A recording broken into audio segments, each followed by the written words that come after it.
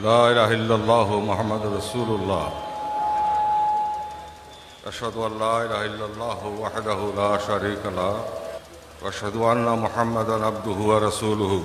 আশহাদু আল্লা ইলাহা ইল্লাল্লাহু ওয়াহদাহু লা শারীকা লাহু ওয়া আশহাদু আন্না মুহাম্মাদান আবদুহু ওয়া রাসূলুহু। আমানতু বিল্লাহি ওয়া মালাইকাতিহি ওয়া কুতুবিহি ওয়া রাসূলিহি ওয়াল ইয়াউমিল আখির ওয়াল কদরি খাইরিহি ওয়া শাররিহি মিনাল্লাহি তাআলা ওয়াল বাসি বাদাল মাউত। বিসমিল্লাহির রহমানির রহিম। আলহামদুলিল্লাহি রাব্বিল আলামিন আর রহমানির রহিম মালিকি ইয়াউমিদ্দিন। ইয়্যাকা না'বুদু ওয়া ইয়্যাকা নাস্তাঈন। ইহদিনাস সিরাতাল মুস্তাকিম সিরাতাল লাযীনা আন'আমতা আলাইহিম গায়রিল মাগদুবি আলাইহিম ওয়ালাদ-দাল্লিন। আমিন। নাহমাদুহু ওয়া নুসাল্লি আলা রাসূলিহিল কারীম। আম্মা বাদ, ফাউযু বিল্লাহি মিনাশ শাইতানির রাজীম। বিসমিল্লাহির রহমানির রহিম। আজকে এই মহাসম্মেলনে, মহা ইসলামী সম্মেলনে আমি আপনাদেরকে সুস্বাগতম জানাচ্ছি। আপনাদের উপরে রসুল পাক সাল্লাল্লাহু আলাইহি ওয়াসাল্লামের নেঘা বর্ষিত হোক। আল্লাহ তাআলার অপার রহমতে আপনারা বিভূষিত হন।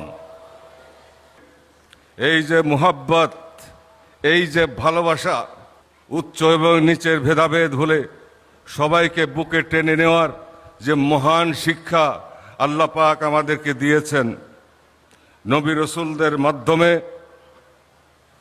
এবং শেষ নবী বিশ্ব নবী রসুল পাক সাল্লাল্লাহু আলাইহি ওয়াসাল্লামের মাধ্যমে, পরবর্তীত উলিয়া উলিয়াদের মাধ্যমে যেই মহান শিক্ষা আমাদেরকে দিয়েছেন, কিতাবে যা বিধৃত রয়েছে, সেই শিক্ষার উপরে যারা ধাবমান থাকে, চলমান থাকে, সেই বন্ধন কখনো ছিন্ন করা যায় না। জাকের পার্টি ত্যাগী মানুষের পার্টি, জাকের পার্টি গরিব দুঃখী মেহনতি জনতার পার্টি। আমার কেবলাজান সারা জীবন অভুক্ত থেকেছেন। একরকম না খাওয়ার মতো সামান্য খেয়ে তিনি জীবন ধারণ করতেন। মাত্র 3 ঘন্টা তিনি ঘুমাতেন, বাকি সময় তিনি সত্য প্রচারে ব্রত থাকতেন। হাতে কলমে শিক্ষা দিতেন কিভাবে জগতের কাজকর্ম করতে হয় নিখুঁতভাবে। আবার শিক্ষা দিতেন কিভাবে সঠিক নিয়মে হুজুরি কালবে নামাজ আদায় করতে হয়, কিভাবে নামাজের মধ্যে আল্লাহ তাআলার মেরাজ হয়। as-salatu মিরাজুল মুমিনিন, এই সালাতের মধ্যে কিভাবে আল্লাহ তাআলার মেরাজ হয় সেই শিক্ষাও তিনি দিতেন। এমন মহামানব, এমন পরিপূর্ণ মহামানব, সকল ক্ষেত্রে তিনি ছিলেন পরিপূর্ণ। শিক্ষক হিসাবে, মুর্শিদ হিসাবে, পথ প্রদর্শক হিসাবে, স্বামী হিসাবে, পিতা হিসাবে, আত্মীয় হিসাবে অতুলনীয় এই মহামানব। যারা তার কাছে থাকে নাই, দেখে নাই, তারা বুঝতে পারবে না। দুঃখের সাগরে ভেসে জমিদার পুত্র, যার বাড়িতে হাতি ছিল, যার বাড়িতে ঘোড়াশালা ছিল, সেই জমিদার পুত্র সমস্ত সম্পদ বিক্রি করে ইসলামের জন্য তিনি দিয়ে নিঃস্ব হয়ে গিয়ে অভুক্ত অবস্থায় আপন মুর্শিদ খাজা এনায়েতপুরী বলেছিলেন, বাবা, আল্লাহকে পেতে হলে ত্যাগী হতে হবে। তুমি না খেয়ে থাকবা 3 দিন 5 দিন, আমি না বলা বন্ধ তুমি খাবা না।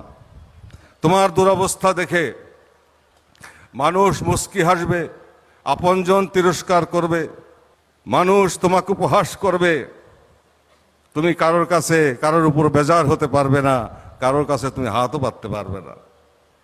তার মধ্যে শারীরিক পরিশ্রম করাতেন, প্রচণ্ড পরিশ্রম করাতেন। অভুক্ত অবস্থায় একটা আম গাছের নিচে 35 বৎসর আমার আব্বাজান হুজুর, দাদা হুজুর কেবলাজানের দরবারে ছিলেন। তার সাথী ছিল 2টি লুঙ্গি, একটি লুঙ্গি তিনি পরতেন, আর একটি লুঙ্গি তিনি গায়ে দিতেন। এভাবে জীবনে 35টি বছর দাদা হুজুরের কদমে তিনি অতিবাহিত করেছেন। তো একদিন দাদা হুজুর কেবলাজান আমার আব্বাজান হুজুরকে বলেছিলেন, বাবা আমি নিজের ইচ্ছায় তোমাকে কষ্ট দেই না, আমি নিজের ইচ্ছায় তোমাকে অভুক্ত রাখি না, আমি তোমার বাবার চেয়ে কম ভালো তোমাকে বাসি না, কিন্তু আমার উপরে হুকুম নাই, কারণ রাসূল পাক সাল্লাল্লাহু আলাইহি ওয়াসাল্লামের পক্ষ হইতে একটি গুরু দায়িত্ব আল্লাহ পাক তোমার উপরে দেবেন, আমি সেইভাবে তোমাকে তৈরি করছি, তুমি মন খারাপ করো না, এমন একদিন আসবে তামাম দুনিয়ার মানুষ তোমার দিকে ঝুঁকে পড়বে। আল্লাহ তাআলা বলেন হাদিসে কুদসিতে, আমার বান্দা আমার বন্দেগী করতে করতে আমার স্মরণে আমার প্রেমে পাগল হয়ে, আমার প্রেমে আমার মহব্বতে আকুল হয়ে আমাকে এমনইভাবে ডাকতে থাকে এবং আমিও তাকে এমনইভাবে আকর্ষণ করতে থাকি যে এক সময় সে আমার সাথে মিলিত হয়, তখন আমি পরওয়ারদিগার তার চোখ হয়ে যায় যা দিয়ে সে দেখে, আমি পরওয়ারদিগার তার মুখ হয়ে যায় যা দিয়ে সে বলে, আমি পরওয়ারদিগার তার হাত হয়ে যায় যা দিয়ে সে ধরে, আমি পরওয়ারদিগার তার পা হয়ে যায় যা দিয়ে সে চলে। তাই রাসূল পাক সাল্লাল্লাহু আলাইহি ওয়াসাল্লামের কাছে যখন ওই বৃক্ষের নিচে বায়াত গ্রহণ করেছিল একদল অন্য ধর্মাবলম্বী লোক, তখন আল্লাহ তাআলা ইরশাদ করেছিলেন, হে নবী, আপনার হাতের উপর হাত রেখে বায়াত করে নাই, বায়াত গ্রহণ করে নাই, বায়াত গ্রহণ করেছে আপন পরওয়ারদিগারের হাতের উপর হাত রেখে। এই হচ্ছে মানুষের সাথে আল্লাহর ভেদ। আমাদের এই দেহটি আগুন পানি মাটি বাতাস দ্বারা সৃষ্টি, এবং তার ভিতর আমাদের নাফস, তার ভিতর আমরে রব্বি, আল্লাহ তাআলার ফুৎকার হুকুম। আমরা মাতৃ গর্ভে ছিলাম, আমরা পৃথিবীতে প্রত্যেকে এসেছি কাঁদতে কাঁদতে, আমাদের এই পৃথিবী ভালো লাগে নাই, আস্তে আস্তে ধাতস্থ হয়েছি, ধীরে ধীরে আস্তে আস্তে আমাদের উপরে ময়লা জমেছে। আল্লাহ পাক বলেন, তুমি কাঁদতে কাঁদতে গিয়েছো, ওই শিশুর মতো পবিত্র হয়ে আবার আমার কাছে আসো, ফেরত আসো, হাসতে হাসতে আসো। এটাই হচ্ছে ইসলামী ফিতরাত, একটি শিশুর গুণ। তাই রাসূল পাক সাল্লাল্লাহু আলাইহি ওয়াসাল্লাম ইরশাদ করেন, সকল ধর্মের শিশুরাই মুসলমান হয়ে দুনিয়াতে জন্মগ্রহণ করে। ইসলামী ফিতরাত হচ্ছে পবিত্রতা, ইসলামী ফিতরাত হচ্ছে মানবতা, ইসলামী ফিতরাত হচ্ছে মানবিক মূল্যবোধের উন্মেষ ঘটানো, ইসলামী ফিতরাত হচ্ছে চক্ষু কর্ণ নাসিকা সকল ইন্দ্রিয় সমূহকে পবিত্র করা। এটাকেই নাফসে মুতমাইন্না বলা হয়েছে। তাবুকের যুদ্ধ থেকে ফিরে আসার পরে সাহাবায়ে কেরামরা জিজ্ঞাসা করলেন, ইয়া রাসূলুল্লাহ সাল্লাল্লাহু আলাইহি ওয়াসাল্লাম, আল্লাহর হাবিব বললেন, হে সাহাবিগণ, তোমরা ছোট যুদ্ধ থেকে বড় যুদ্ধের দিকে ধাবিত হও। তখন সাহাবায়ে কেরামরা ইরশাদ করলো, ইয়া রাসূলুল্লাহ, আরজ করলো, ইয়া রাসূলুল্লাহ সাল্লাল্লাহু আলাইহি ওয়াসাল্লাম, এর চেয়ে বড় যুদ্ধ কোনটা? আল্লাহর হাবিব ইরশাদ করলেন, এর চেয়ে বড় যুদ্ধ হচ্ছে তোমার নাফসের সাথে যুদ্ধ, তোমার নিজের সাথে যুদ্ধ। কারণ প্রতিটি মানুষের অস্তিত্ব রাজ্যের ভিতরে শয়তান বিরাজ করতেছে। ইন্নাশ শায়তানা লিল ইনসানি আদুউম মুবিন, শয়তান মানুষের প্রকাশ্য দুশমন। সে চাইবে না আমরা যেখান থেকে এসেছি সেখানে প্রত্যাবর্তন করি। সে চাইবে আমাদের জগতও অন্ধকার হোক, পরকালেও আমরা চির অশান্তিময় স্থানে নিক্ষিপ্ত হই। তবে আল্লাহ পাক যাকে হেফাজত করেন, আল্লাহ পাক যাকে রহমত করেন, তার জন্য অমায়ুদলিল ফামান তাজিদাহু ওয়ালিয়া মুর্শেদা, তার জন্য বান্ধব পথ প্রদর্শক অভিভাবক তিনি পাঠান, অভিভাবক তিনি পাঠান, ওলিয়া মুর্শেদা তিনি মিলিয়ে দেন। এটাই হচ্ছে ওসিলা আল্লাহকে পাওয়ার পথে। কুনু মা'আস সাদিকিন ইন্না রাহমাতাল্লাহি কারিবুম মিনাল মুহসিনিন, সত্যবাদীদের সাথী হও এবং নিশ্চয়ই আল্লাহর বন্ধুদের নিকটবর্তী আল্লাহ তাআলার রহমত। রাসূল পাক সাল্লাল্লাহু আলাইহি ওয়াসাল্লাম ইরশাদ করেন, তুমি যদি আল্লাহর কাছে বসতে চাও তবে আল্লাহর বন্ধুর কাছে বসো। আল্লাহর কাছে বসার নেক মকসুদ তোমার পুরা হবে। আর রাসূল পাক সাল্লাল্লাহু আলাইহি ওয়াসাল্লাম আরো ইরশাদ করেন, আমার পরে আমার উম্মতের ভিতরে এমন উম্মত আসবে যারা হাকিমুল উম্মত হবে, যাদের মর্যাদা বনী ইসরায়েলের নবীদের মতো হবে বা তার চেয়েও শ্রেষ্ঠ হবে আল্লাহর দরবারে। তোমরা আমার কাছে বসে যে নিয়ামত হাসিল করছো, যে গুণাগুণ হাসিল করছো, তোমরা আমার ভবিষ্যৎ উম্মতরাও আমার সেই প্রতিনিধিদের কাছে বসে, হাকিমুল উম্মতদের কাছে বসে, মুজাদ্দেদদের কাছে বসে সে একই নিয়ামত অর্জন করবে। আজকে সৎসঙ্গে স্বর্গবাস, অসৎসঙ্গে সর্বনাশ। আজকে সঙ্গ দোষে শয়তানের হাওলা হয়ে গেছে পৃথিবীর মানুষ। তাই বিশ্বযুদ্ধের মুখে এই পৃথিবী,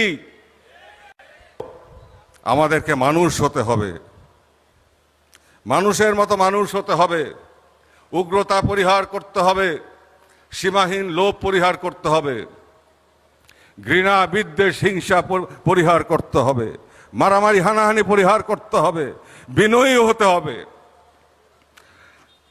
সাম্য শৃঙ্খলা ঐক্য ভ্রাতৃত্বের পথে জাতিকে ঐক্যবদ্ধ করতে হবে। দলমত নির্বিশেষে সবাইকে এক জায়গায় হতে হবে, তা না হলে আমাদের ভবিষ্যৎ অন্ধকার হবে। বিশ্ব পরিস্থিতি ভালো না।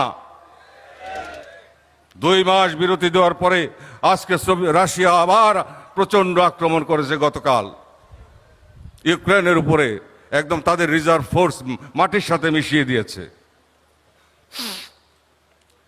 মধ্যপ্রাচ্যের অবস্থা যদি আপনারা পর্যবেক্ষণ করেন, বৈরী রাষ্ট্র সৌদি আরব এবং ইরান। সৌদি আরব এবং ইরান একটা শিয়া আর একটা সুন্নি।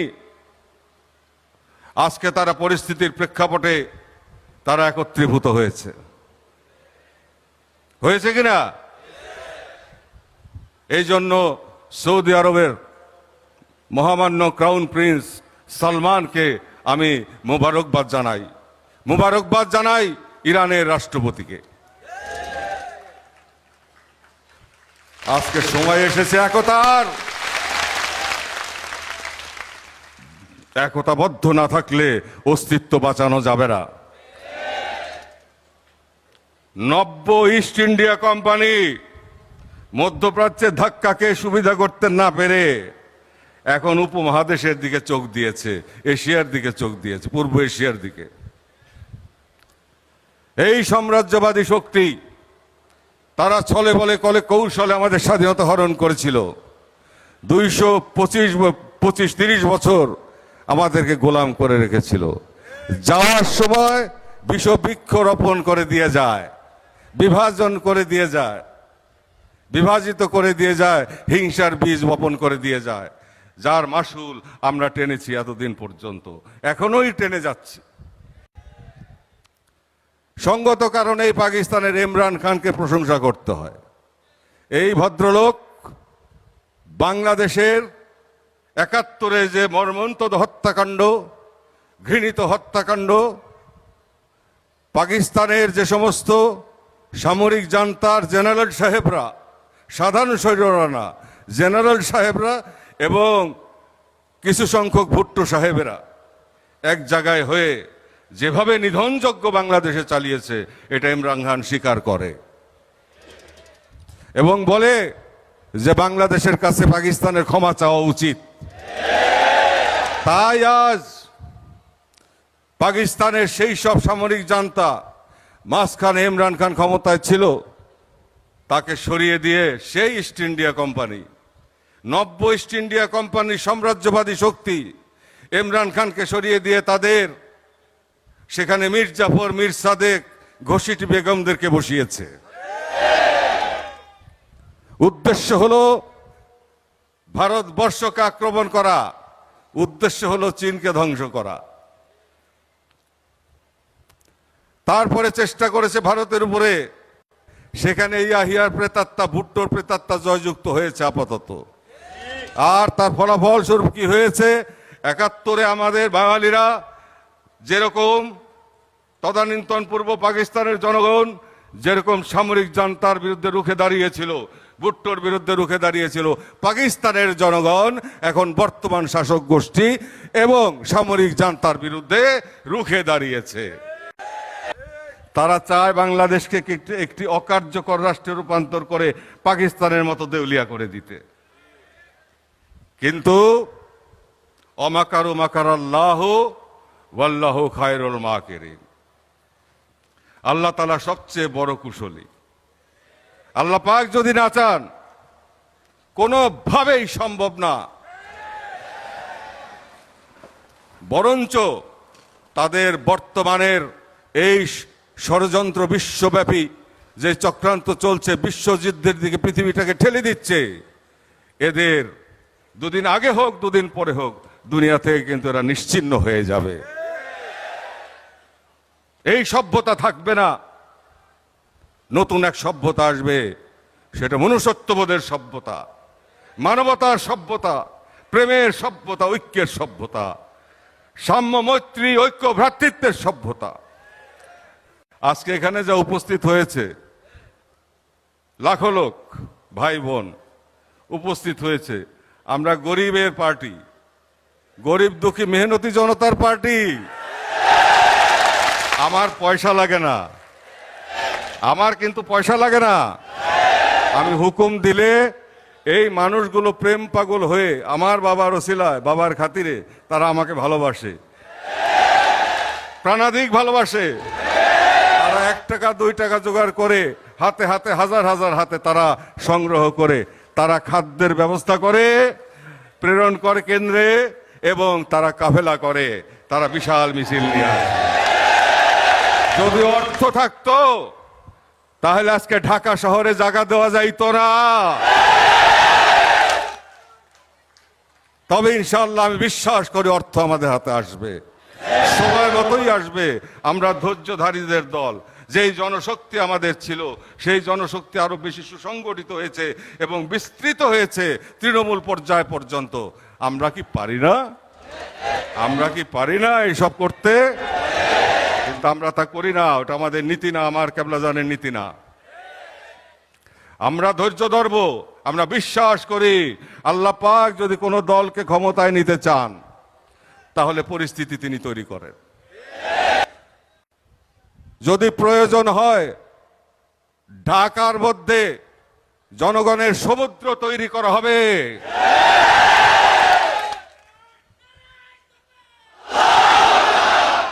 আমরা ক্ষমতালোভী নই, আমরা আদর্শপন্থী।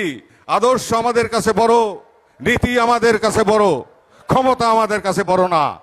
দেশ আমাদের কাছে বড়, জাতি আমাদের কাছে বড়, ক্ষমতা আমাদের কাছে বড় না। এই জন্য ষড়যন্ত্রের পথে আমাদের যেতে হয় না, প্রয়োজন হয় না। কিন্তু প্রেম পাগল এই কোটি জনতা ঐক্যবদ্ধ, প্রেমের বন্ধনে আবদ্ধ। কে ছিন্ন করবে এই প্রেমের বন্ধন? কে ভাঙবে জাকের পার্টি? এমন কোন মায়ের পুত দুনিয়াতে জন্মাইছে জাকের পার্টি ভাঙে?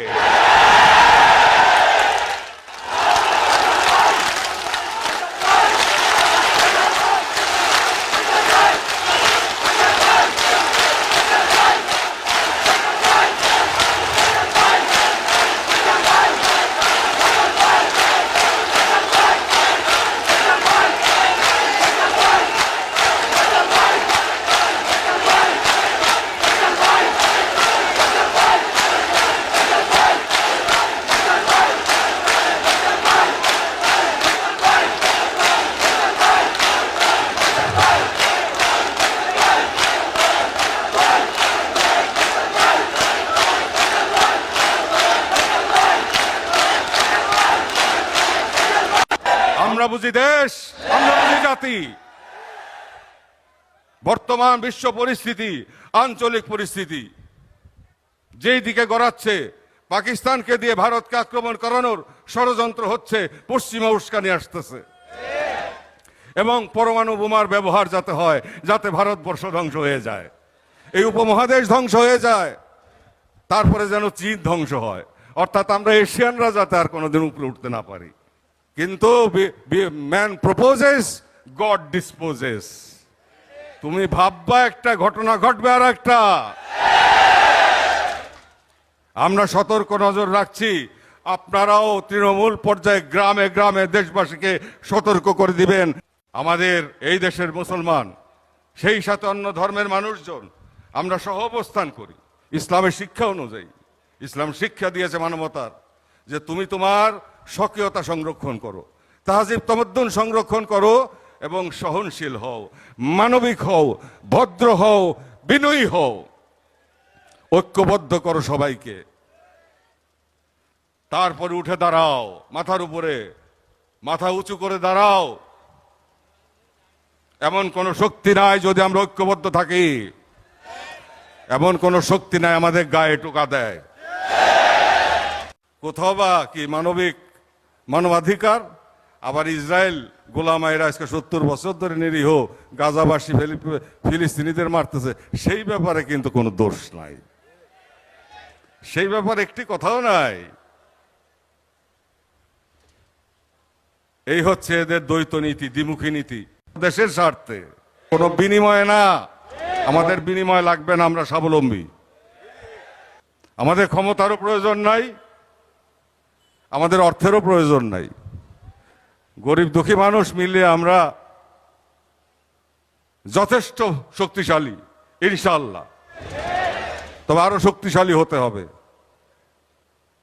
এই সরকারের পরে যেই সরকার আসবে, আল্লাহ পাকের কাছে দরখাস্ত করি সেই সরকার যেন জাকের পার্টি সরকার হয়।